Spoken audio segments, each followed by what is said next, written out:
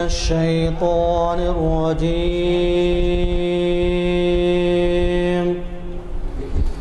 بسم الله الرحمن الرحيم.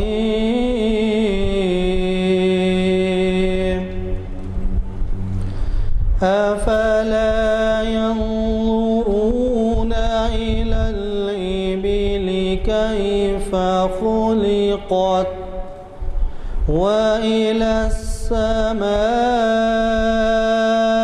كيف رفعت وإلى الجبال كيف نصبت وإلى الأرض كيف سطحت فذكر إنما مذكر لست عليهم بمسيطر إلا من تولى وكفر فيعظمه الله العذاب الأكبر إن إلينا ثم إن علينا حسابهم صدق. جیسے کہ آپ واقف ہیں، آج ہمارے اعلانیہ نمبر 445 کا دوسرے آئٹم کی نشست ہے، اور یہ جامع مسجد عالیہ سانچے تو گن فاؤنڈری حیدرآباد کے کانفرنس ہال میں حسب معمول آج بتاریخ 15 سپٹمبر 2012 عیسوی مطابق 27 شوال المکرم 1433 ہجری بعد نماز عصر منعقد ہو رہی ہے، اور آج کا اہم عنوان یہ تاریخ اسلام کی 566ویں نشست ہے. جیسے کہ آپ واقف ہیں، مجھے چندنا اس بات کی ضرورت نہیں کہ مہاجر کون ہیں اور انصار کون ہیں، اس کے بارے میں آپ سے ذکر کروں. یہ تو مقرری صاحب بھی بتائیں گے، اور یہ بنیادی معلومات میں ہیں اسلام کی، تو اس سے تو آپ واقف ہیں. آج ہمارے مقرری صاحب جناب محمد ضیاء الدین نیّر صاحب اس پر روشنی ڈالیں گے، اور ہمیں ان کے مطالعے کا، ان کے خطابت سے استفادہ کا موقع رہے گا. ابھی ہمیں اطلاع ملی ہے کہ ہمارے مقرری صاحب قریب میں ہیں، کہیں ٹریفک کا مسئلہ ہے، تو اس وجہ سے ان کے آنے میں کچھ تاخیر ہو رہی ہے.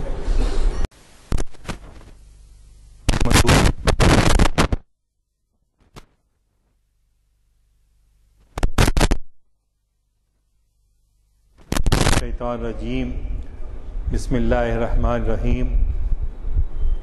محمد رسول اللہ والذین معہ اشداء علی الکفار رحماء بینہم تراہم رکعا سجدا یبتغون فضلا من اللہ ورضوانا سیماہم فی وجوہہم من اثر السجود ذلک مثلہم فی التوراۃ ومثلہم فی الانجیل كزرع أخرج شطأه فآزره فاستغلظ فاستوى على سوقه يعجب الزراع ليغيظ بهم الكفار وعد الله الذين آمنوا وعملوا الصالحات منهم مغفرة وأجرا عظيما.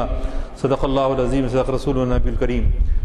محترم علی جناب غلام یزدانی صاحب، سینئر ایڈوکیٹ جناب عابد زین العابدین صاحب، محترم بزرگوں اور دوستوں، السلام علیکم ورحمۃ اللہ وبرکاتہ. حیدرآباد کی ٹریفک دن بدن جو بڑھ رہی ہے، اس سے اندازہ نہیں تھا کہ مجھے آج 45 منٹ لگیں گے یہاں پہنچنے کے لیے. اس میں تاخیر بھی، شرمندگی بھی ہے، معذرت خواہ ہوں کہ پہلی دفعہ ایسا ہوا ہے. تو آج کی جو گفتگو کا عنوان ہے ایک مہاجر ایک انصاری، تو اس میں عنوان سے بخود آپ کو واضح ہو گیا ہوگا کہ رسول کریم صلی اللہ علیہ وسلم کے صحابہ کی جو جماعت تھی اس میں یہ اصطلاحات استعمال کی گئیں، ایک مہاجرین اور انصار۔ تو اس میں خاص طور سے میں جو آپ ذکر کرنا چاہوں گا، آج جن صحابی کا انتخاب میں نے کیا، حضرت مصعب بن عمیر رضی اللہ تعالی عنہ، جو مہاجر ہوئے مدینہ جانے کی وجہ سے۔ حضرت مصعب بن عمیر کی جن لوگوں نے حج یا عمرے پر جانے کا جن کو موقع ملا، سعادت حاصل ہوئی، انہوں نے دیکھا ہوگا کہ جبل احد کے پاس جہاں غزوہ احد ہوا تھا وہاں پر حضرت سید الشہداء حضرت حمزہ رضی اللہ تعالی عنہ کی مزار مبارک ہے، اور اس کے نیچے ہی ساتھ ہی لگی ہوئی حضرت مصعب بن عمیر کی، اور ایک کونے میں 70 صحابہ جو شہید ہوئے تھے غزوہ احد میں، ان کو ایک جگہ وہاں دفن کیا گیا ہے۔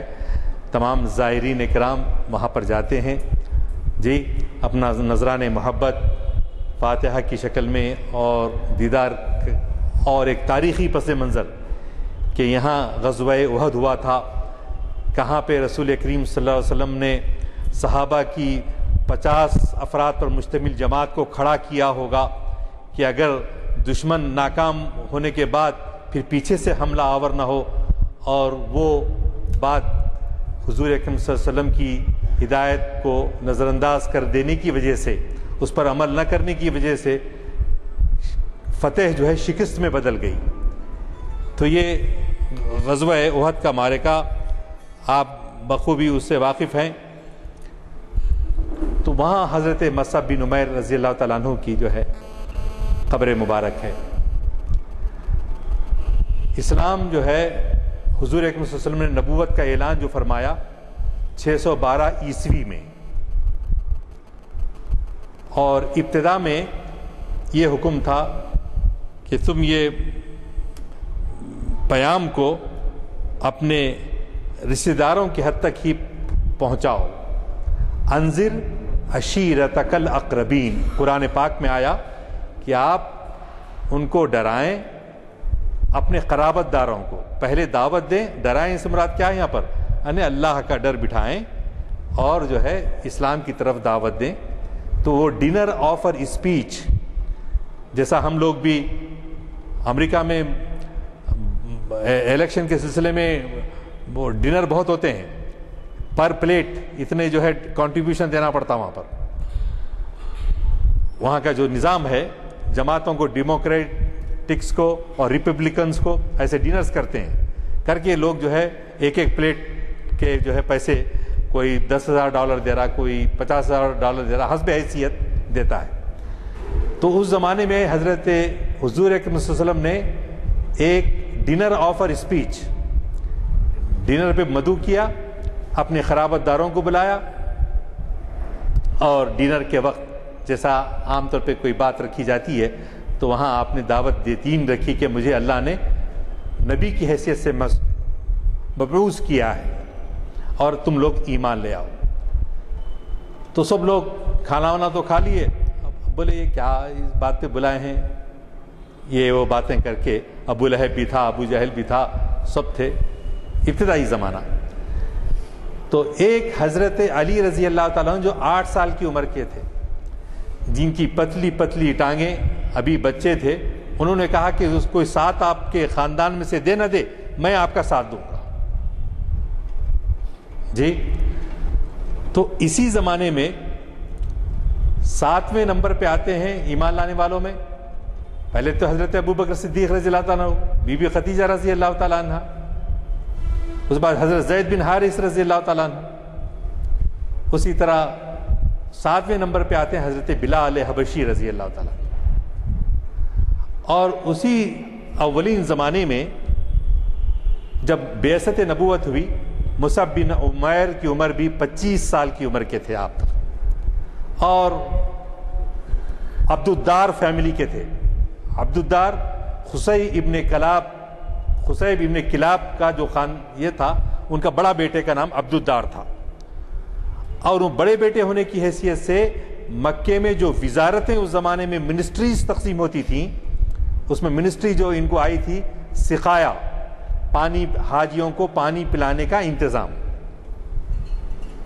اسی طرح حاجیوں کی جو ہے مہمان نوازی کرنے کا انتظام، ہر ایک کو تقسیم کیا گیا تھا۔ تو ظاہر ہے قبیلے وارانہ نظام، یہ اعزاز ہم کو حاصل ہو، یہ اعزاز تم کو حاصل ہو، تو اس میں عبدالدار بڑے بیٹے ہونے کی حیثیت سے، قصی ابن کلاب کے بیٹے بڑے بیٹے ہونے کی حیثیت سے ان کو بڑے عہدے دیے گئے تھے۔ اس خاندان سے کن کا تعلق تھا؟ مصعب بن عمیر رضی اللہ تعالیٰ عنہ کا تھا، اور خوبصورت نوجوان تھے، لمبے لمبے بال رکھنا، اس میں کنگھی کرنا، بہترین ریشمی لباس پہننا، حضرمی جوتے، جیسا ہمارے پاس سننے میں آتا تھا پنڈت جی کے کپڑے جو ہے فرانس سے سل کر آتے ہیں، ذوالفقار علی بھٹو کے کپڑے وہ فرانس سے آتے ہیں، ایسا سنتے تھے ہم لوگ بچپن میں، کہاں تک صحیح ہے کیا ہے غلط ہے۔ تو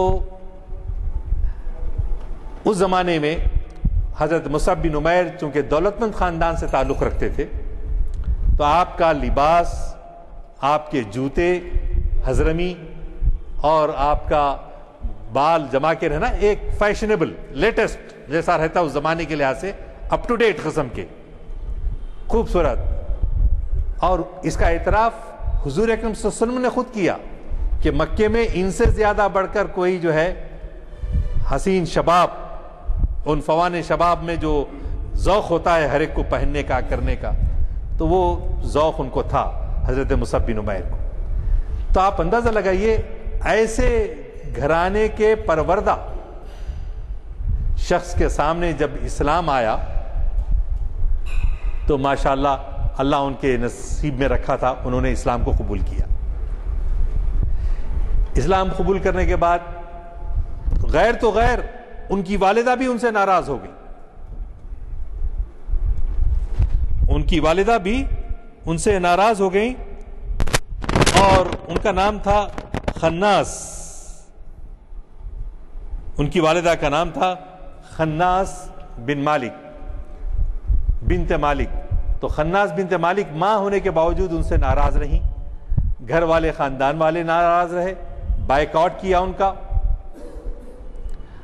تو اسی زمانے میں آپ کو معلوم ہے کہ جب مکے میں ابتدائی زمانے میں جو مظالم ہو رہے تھے، تو حضور اکرم صلی اللہ علیہ وسلم نے کہا کہ کچھ اصحاب حبشہ ہجرت کر کے چلے جائیں، اور حبشہ میں جو بادشاہ عیسائی بادشاہ ہے وہ انصاف پسند ہے، وہ ظالم نہیں ہے، اور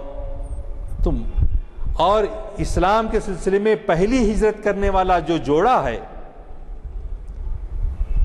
وہ ہے ذی النورین، یعنی حضور اکرم صلی اللہ علیہ وسلم کی دو بیٹیاں جن کے عقد میں آئیں، بی بی رقیہ اور بی بی ام کلثوم رضی اللہ تعالی عنہما۔ تو حضرت عثمان اور ان کی اہلیہ، جو پہلی اہلیہ بی بی رقیہ رضی اللہ تعالیٰ عنہ تھیں، کا اس قافلے کے سردار تھے وہ، اور وہ پہلا قافلہ 11 مرد اور 4 عورتوں پر مشتمل تھا۔ وہ 15 لوگ میں کون کون تھے؟ حضرت مصعب بن عمیر رضی اللہ تعالیٰ عنہ تھے، حضرت عبد الرحمن ابن عوف رضی اللہ تعالیٰ عنہ تھے، اور حضرت زبیر رضی اللہ تعالیٰ عنہ بھی اس میں شامل تھے۔ یہ مکے سے جو ہے جدے کو پہنچے، ساحل سمندر پہ جہاز ان کو تیار مل گیا، فوری سوار ہوئے۔ اس زمانے کے 5 درہم ایک آدمی کا ٹکٹ مقرر ہوا، 5 درہم ایک ٹکٹ کے لے کے یہ لوگ سوار ہو گئے۔ معلوم ہونے کے تک دشمن مکے سے نکل کے پہنچنے تک وہ جہاز نکل گیا۔ تو اس طرح سے یہ 15 لوگ حبشہ پہنچے۔ ان کے آنے کے بعد کبھی 4، کبھی 5، کبھی 7، کبھی 10، آتے آتے لوگ جو ہے 85 تک لوگ وہاں پر جمع ہو گئے۔ اب جتنے بھی مسلمان ہو رہے تھے اس میں سے بیشتر حبشہ چلے گئے، اور تھوڑے مکے میں رہ گئے۔ تھوڑے رہنے کی وجہ سے دشمنوں کا ظلم، ارے یہ تھوڑے ہیں، تو ان کے نگاہوں میں اور ان پر مظالم بڑھنے لگے۔ اور حبشہ میں پہنچنے کے بعد آپ کو معلوم ہے کہ پھر وہاں پر بھی انہوں نے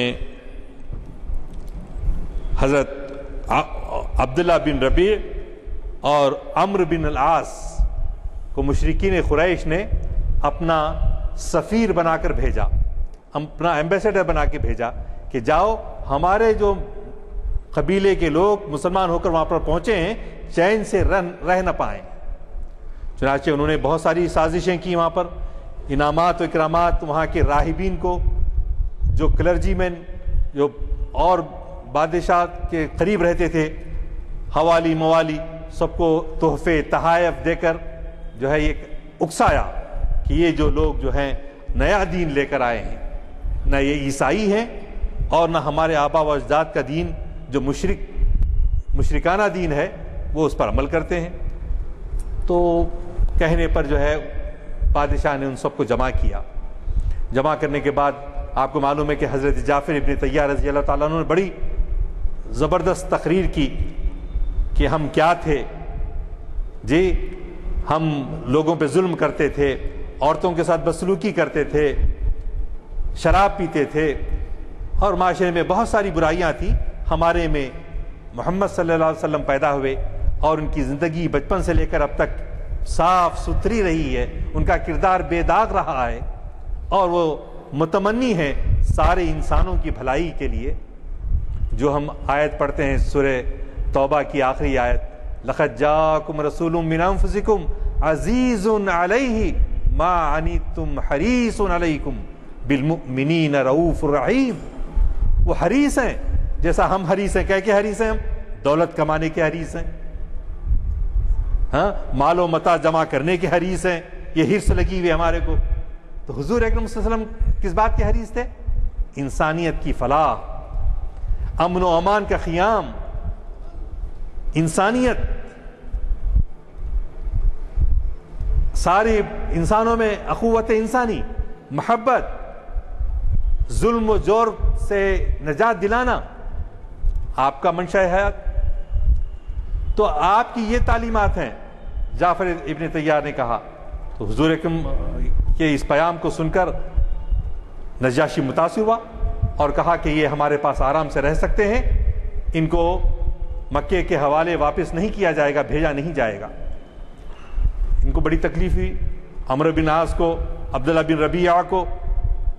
پھر دوسری ترکیب سوچی انہوں نے کیا سوچی کہ بھائی یہ تو بی بی مریم کو اللہ کی بیوی نہیں سمجھتے، حضرت عیسیٰ علیہ السلام کو اللہ کا بیٹا نہیں سمجھتے، ارے یہ باتوں پہ بھڑکانا، عیسائی بادشاہ ہے۔ تو عیسائی بادشاہ کے پاس جا کے پھر جو ہے انہوں نے کہا ان کے حضرت عیسیٰ علیہ السلام کے بارے میں ان کا کیا عقیدہ ہے، پوچھئے تو صحیح۔ پھر ان کو بلایا گیا، سب لوگ جمع ہوئے اور ایسے وقت میں ڈر خوف سے، ارے بادشاہ عیسائی ہے اور وہ دشمن وہاں سے آیا ہے اور ہم اس کے عقیدے کے خلاف بولیں گے تو ہمارا کیا ہوگا، یہ خیال آ سکتا تھا۔ لیکن الحمدللہ چونکہ ان کے دل میں ایمان بیٹھ چکا تھا، حضور سے محبت ان کے دل میں بے پناہ محبت تھی، اور وہ حق گوئی کے خاطر کھڑے ہو گئے اور سورہ مریم کی آیتیں پڑھ کر سنائی اور انہوں نے بتایا کہ بی بی مریم کا کیا مقام ہے، حضرت عیسیٰ کا کیا مقام ہے، اللہ کیا ہے، یہ ٹرینیٹی، تثلیث پرستی، اسلام میں اس کا کوئی مقام نہیں ہے۔ تو چنانچہ حبشی نے، بادشاہ جو نجاشی تھا، اس نے زمین پہ پڑے ہوئے ایک تنکے کو اٹھا کے کہا جو تم نے قرآن کی روشنی میں بات کو پیش کی ہے اس سے ذرا بھی بڑھ کر نہ حضرت مسیح علیہ السلام تھے، نہ بی بی مریم علیہ السلام تھے۔ تو حق گوئی جو ہے وہاں کام کر گئی، اور اللہ کے فضل و کرم سے جو مہاجرین حبشہ ہجرت کر کے آئے تھے ان کو سکون کے ساتھ حبشہ میں قیام کا موقع ملا۔ لیکن چند سالوں کے بعد غلط اطلاع ملی کہ مکے میں سارے قریش مسلمان ہو گئے ہیں، ایسا اطلاع ملی حبشہ میں مسلمانوں کو۔ تو لوگ جو ہے وہاں سے حبشہ سے نکل کر واپس مکہ آئے، مکہ قریب آنے کے بعد معلوم ہوا کہ غلط اطلاع ملی تھی. ہو سکتا ہے مشرکین دشمنان اسلام نے افواہ چھوڑ دی ہو. آج کل یہودیوں کو دیکھ رہے ہیں نا آپ کیسے افواہیں چھوڑتے ہیں اور ہیں مٹھی بھر اور کیسے کیسے فساد دنیا میں پیدا کرتے ہیں. جی تو دشمنوں کی یہ کارستانیاں ہمیشہ سے رہی ہیں, روز ازل سے رہی ہیں, اور آخر تک یہ ایمان والوں کا امتحان ہوتا رہے گا. حضرت مصعب بن عمیر بھی واپس آنے والوں میں تھے, اور واپس مکہ جب آئے تو مکے میں جو کام کرے, سعودی عرب میں جو کام کرے, ان کو معلوم ہے ایک کفیل ہوتا, کفیل, کفالت, آج بھی یہ اصطلاحات استعمال ہوتی ہیں. آپ آزادانہ طور پر نہیں جا سکتے وہاں پر, صرف وزٹ ویزا لے کے جیسا جاتے ہیں نہیں جا سکتے. آپ کے صاحبزادے آپ کو ویزا بھیجتے, وزٹ ویزا, تو آپ جاتے 3 مہینے کا 6 مہینے کا جو ہوتا. اب ہم ورک ویزا ہے ہمارے پاس, تو ورک ویزا کی بنیاد پر جاتے, ہمارا ایک کفیل ہے. تو اس وقت مکے میں بھی لوگ آ رہے ہیں تو کفیل ہونا, ان کی کفالت ملی تو اندر داخل ہونا. حبشہ سے واپس آ رہے مصعب بن عمیر, ان کی اماں بابا سب ہیں وہاں پر, مکے کے باشندے ہیں, لیکن کسی کی وساطت سے ان کو جو ہے مکے میں داخلہ ملا. تو ماں کا غصہ ذرا ٹھنڈا ہوا, لیکن خاندان کے دیگر لوگ ویسے ہی جو ہے ناراض تھے. تو مصعب بن عمیر رضی اللہ تعالیٰ عنہ کو بہت بڑا مقام ہے. جس طرح سے ہمارے پاس چاروں خلفائے راشدین کا بڑا مرتبہ ہے, عشرہ مبشرہ کا ہے, اصحاب بدر کا ہے, اصحاب احد کا ہے. سارے غزوات میں جو فضیلت غزوہ بدر کو اور غزوہ احد کو ہے, آپ سب جانتے ہیں تاریخ اسلام.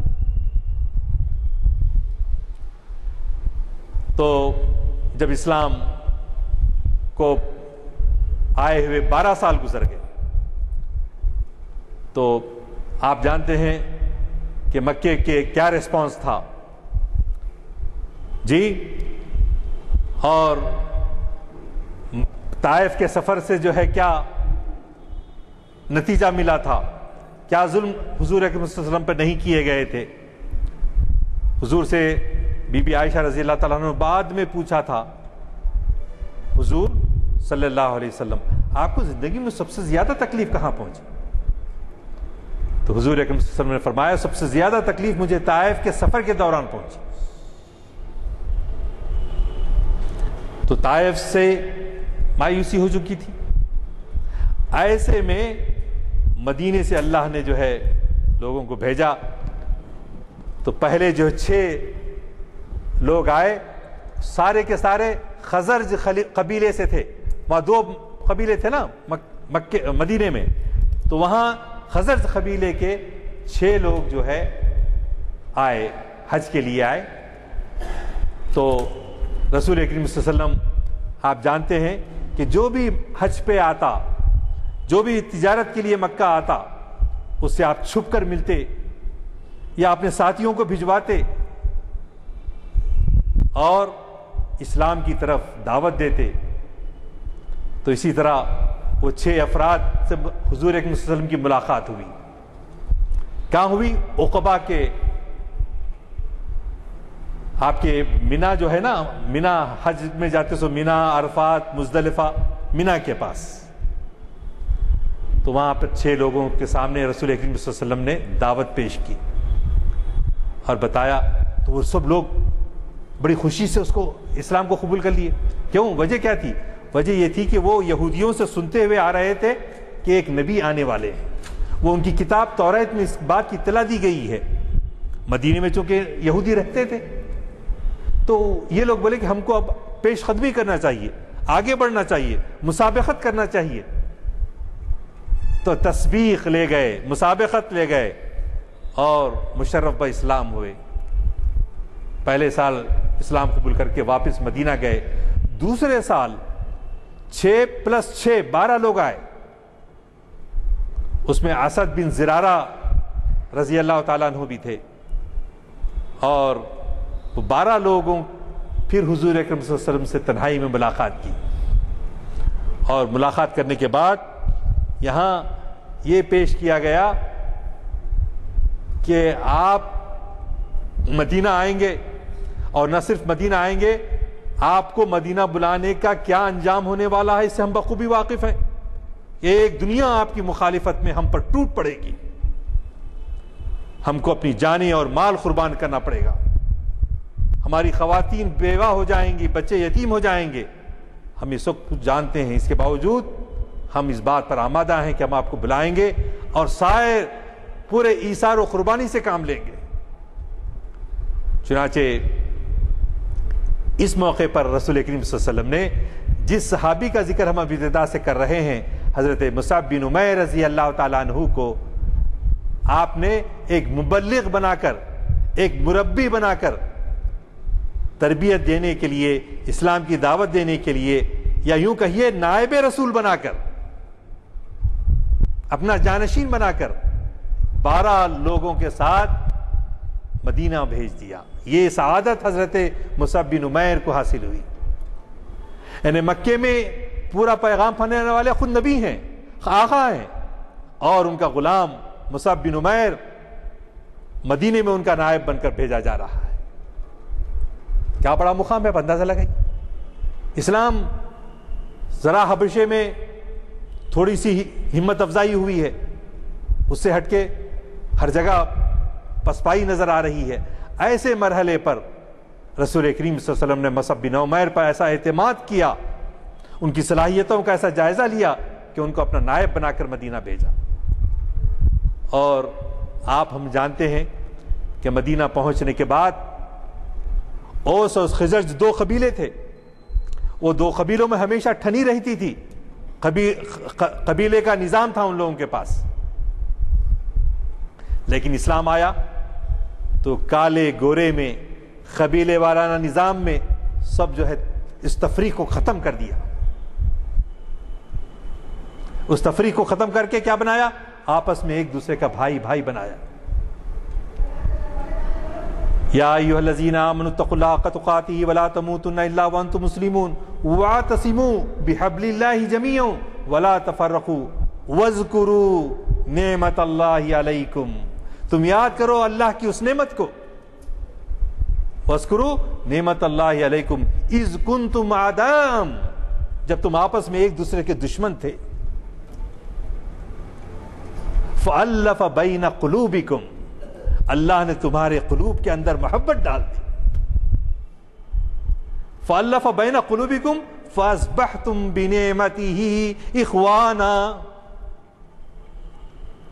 آپس میں ایک دوسرے کا بھائی بھائی بنا دیا. کوئی رشتہ داری نہیں تھی. 50 انصار 50 مہاجرین کو ایک گھر میں جمع کر کے رسول اکرم صلی اللہ علیہ وسلم نے مواخات قائم فرمائی. آج بھائی بھائی, یہ تیرا یہ میرا, ایک گز زمین کے لیے ہم لڑتے ہیں, ایک دوسرے کے دشمن ہو جاتے ہیں. پڑوسیوں کے ساتھ ہم کہتے ہیں مسلمان ہیں, حالانکہ ہم کو اغیار کے ساتھ بھی اچھا رہنا ہے. تو جب حضرت مصعب بن عمیر رضی اللہ تعالیٰ مدینہ پہنچے تو آپ نے کیا کیا, لوگوں کو اب نائب رسول ہیں اسلام کی طرف بلانا شروع کیا. ایک ایک گھر جاتے, ایک ایک کو اپنا بناتے, قرآن یاد کرتے.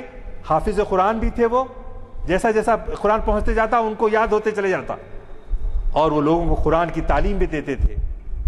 آپ دیکھیے کتنی حکمت عملی کے ساتھ رسول کریم صلی اللہ علیہ وسلم نے اپنے لیے راستہ ہموار کیا. پورا مدینے میں جانے سے پہلے پلاننگ. اور تیسرے سال 85 آدمی آئے مدینے سے مکے کو. آپ اندازہ لگائیے کہاں 12 تھے 85 ہو گئے. ایک سال کے اندر حضرت مصعب بن عمیر کی کوششوں سے کتنے لوگ مسلمان ہوئے. ایک خاتون تھی جن کا نام تھا بی بی ام سلیم رضی اللہ تعالی عنہ. مسلمان ہوئی, میاں بولے نہیں ہوتا میں. گھریلو بالکل گھر میں دیکھیں آپ. اور ان کے چھوٹے 2 بچے جن کا نام ہم بہت لیتے ہیں, کون؟ انس بن مالک رضی اللہ تعالیٰ عنہ، اور دوسرے ابو عمیر بن مالک رضی اللہ تعالیٰ عنہ. دو چھوٹے چھوٹے بچے ہیں، باپ اسلام قبول نہیں کر کے، بیوی مسلمان ہوئی بلکہ ان لوگوں کو چھوڑ کے مدینے سے چلے گئے. ارے میرا میاں ساتھ نہیں دے رہا بلکہ انہوں اسلام نہیں چھوڑے. میرے چھوٹے چھوٹے بچے ہیں، کیسی پرورش ہوں گی بلکہ نہیں چھوڑے، ثابت قدم رہے. اس کے بعد ان کے ایک دولت مند خالہ زاد بھائی تھے، ان کا نام تھا ابو طلحہ زید رضی اللہ تعالیٰ عنہ. ان کو ترس آیا ان پر، تو بولے میں تم سے شادی کر لیتا ہوں. تو بولے میں تمہارے سے شادی نہیں کر سکتی کیونکہ تم ابھی اسلام قبول نہیں کیے، ابھی تم اسلام قبول نہیں کیے، میں تم سے شادی نہیں کر سکتی. تو بولے اچھی بات ہے، میں مسلمان ہو جاتا ہوں. ساری زندگی کا کاروبار اسلام پہ، مذہب پہ تھا وہاں پر، یہ مادی دنیا پہ نہیں تھا، یہ مادی دنیا پہ نہیں تھا، مٹیریلسٹک لائف میں نہیں تھا. اور اس کے بعد انہوں نے پوچھا آپ کا مہر کیا ہے، میں کتنا مہر ادا کروں؟ تو انہوں نے کہا آپ اسلام قبول کر لیے، یہی میرا مہر.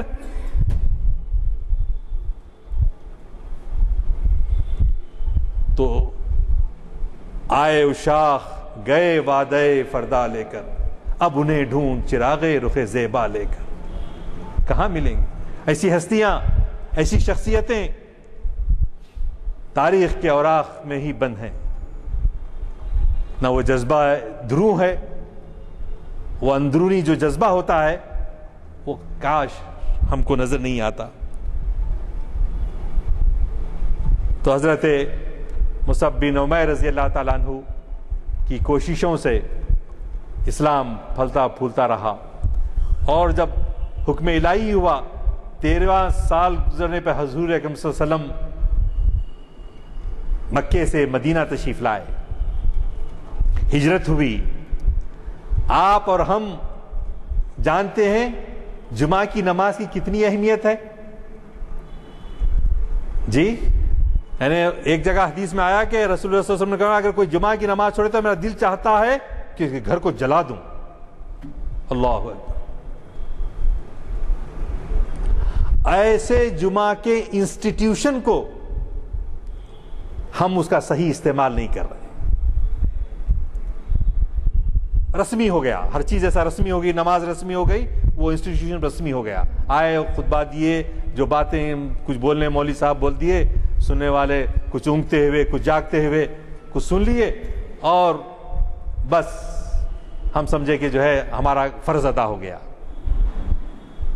جمعہ کے انسٹیٹیوشن کی سب سے پہلی نماز جمعہ کی امامت کس کو شرف حاصل ہوا؟ حضرت مصعب بن عمیر کو حاصل.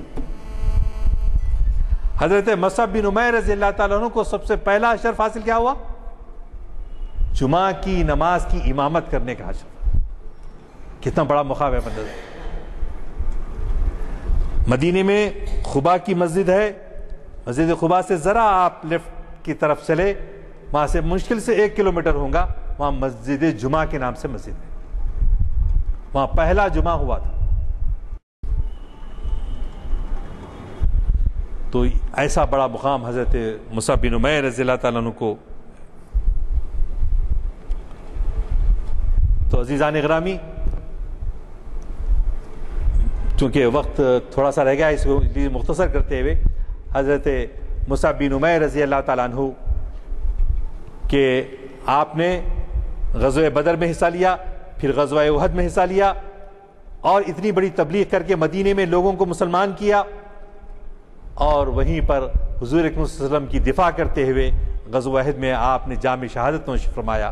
اور آپ کی تدفین کے لیے جب کفن دیکھنا چاہا تو کفن جو ہے مل نہیں رہا، یعنی اگر پیر کو چھپانے کی کوشش ہو رہی ہے تو سر کھل جا رہا ہے، اور سر کو چھپانے کی کوشش کر رہی ہے تو کی جا رہی ہے تو پیر جو ہے کھلا رہ جا رہا ہے.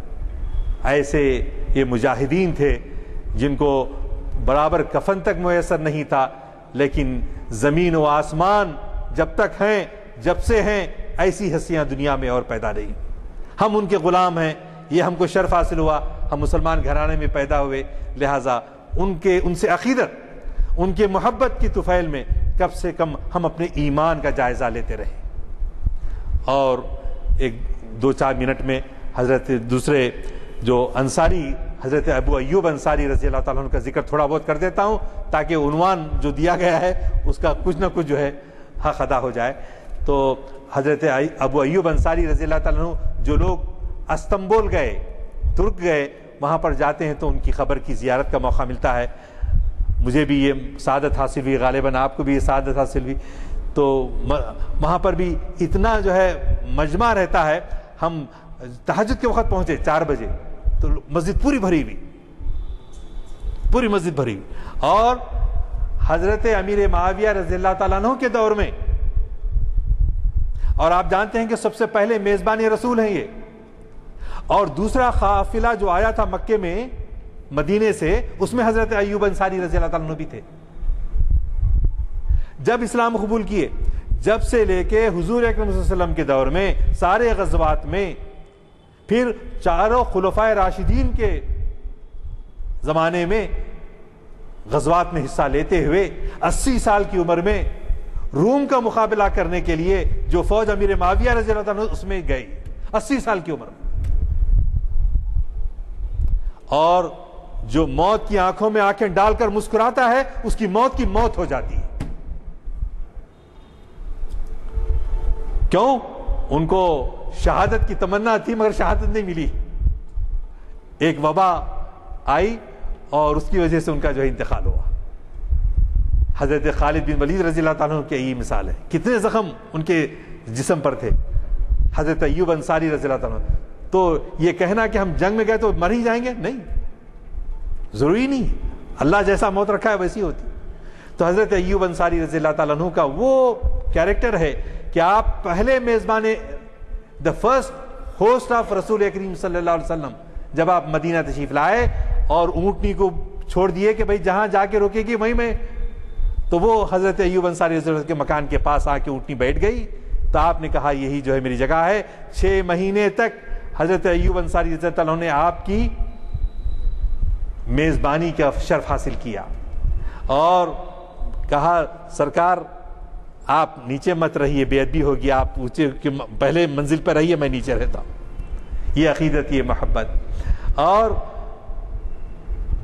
امیر معاویہ کے زمانے میں حضرت علی رضی اللہ تعالیٰ عنہ کے بعد حضور اکرم صلی اللہ علیہ وسلم کی محبت یا ستائی تو آپ گئے مرقد مبارک پہ، گنبد خضرا کے مکی کے مزار مبارک پر جا کر اپنے پیشانی کو، اپنے گالوں کو ایسا بوسہ لینے لگے. یہ دیکھا کون؟ مروان ابن حکم دیکھا، اس وقت کا مدینے کا گورنر دیکھا. اس نے کہا یہ آپ غلط کام کر رہے ہیں. تو انہوں نے کہا میں مٹی اور پتھر سے میں بوسہ نہیں لے رہا ہوں، میں سرکار دو عالم محمد صلی اللہ علیہ وسلم کا بوسہ لے رہا ہوں.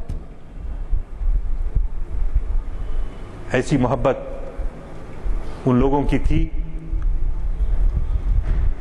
تو جس کے جذبات ہوتے ہیں وہ بخوبی جانتا ہے جس کے کیا جذبات ہیں. ایک دم ہم جو ہے فلاں مشرک ہے، فلاں شرک کر رہا بلکہ فتوے صادر نہیں کر دینا، احتیاط کرنا، پورے معلومات رہے کے بغیر، صرف حاضر کے اوپر نہیں ہوتا بعض وقت. تو حضرت ایوب انصاری رضی اللہ تعالیٰ عنہ کو 3 چیزیں بہت خاص تھیں. ایک تو حضور اکرم صلی اللہ علیہ وسلم سے بے پناہ محبت، اور دوسری محبت حق گوئی، حق بات کرنے کے لیے ڈرتے نہیں تھے. مصر کو گئے، مصر جانے کے بعد وہاں کا جو امیر معاویہ رضی اللہ تعالیٰ عنہ کے زمانے میں جو گورنر تھا ان کا نام عقبہ بن ولید تھا. انہوں نے لمبی جو ہے نماز مغرب کی پڑھائی تو ٹوک دیا ان کو کہ اب امیر معاویہ کا زمانہ ہے. اور حضرت ایوب انصاری کو بہت زیادہ محبت کس سے تھی معلوم ہے؟ حضرت علی رضی اللہ تعالیٰ عنہ سے تھی. اور وہ لوگ جانتے تھے کون؟ بنو امیہ والے. تو بنو امیہ والے آپ سے انتقام لے سکتے تھے مگر حق گوئی کے بعد لیے پیچھے نہیں ہٹے. آپ مخالفین کی حکومت ہونے کے باوجود آپ نے حق گوئی سے کام لیا، اور حق گوئی جو ہے آپ کی تو ایک حب رسول، دوسرا جوش ایمانی، اور تیسرا حق گوئی. یہ 3 باتیں حضرت ایوب انصاری کی یاد رکھنے کی ہیں۔ اللہ تعالیٰ ہمیں جو صحابہ کی جو سچی محبت ہے، کیونکہ اللہ کے رسول نے جو میں آیت سے گفتگو شروع کیا تھا، والذین محمد رسول اللہ والذین معہ اشداء علی الکفار رحماء بینہم، محمد صلی اللہ علیہ وسلم اللہ کے رسول ہیں اور ان کے جو فالوورز ہیں، ان کے جو صحابہ ہیں، وہ آپس میں رحیم ہیں اور کافروں پر سخت ہیں۔ ہم کو بھی یہی ہے کہ مومن آپس میں بھائی بھائی ہو جائیں۔ ان صحابہ کی زندگی سے، انصار اور مہاجرین کی زندگی سے ہم کو یہی سبق ملتا ہے کہ ہم جو ہے آپس میں شیر و شکر کی طرح رہیں، محبت کے ساتھ رہیں، دنیاوی امور کی خاطر ایک دوسرے سے آپس میں الجھے نہیں۔ یہ پیام ہے۔ وآخر دعوانا الحمدللہ رب العالمین۔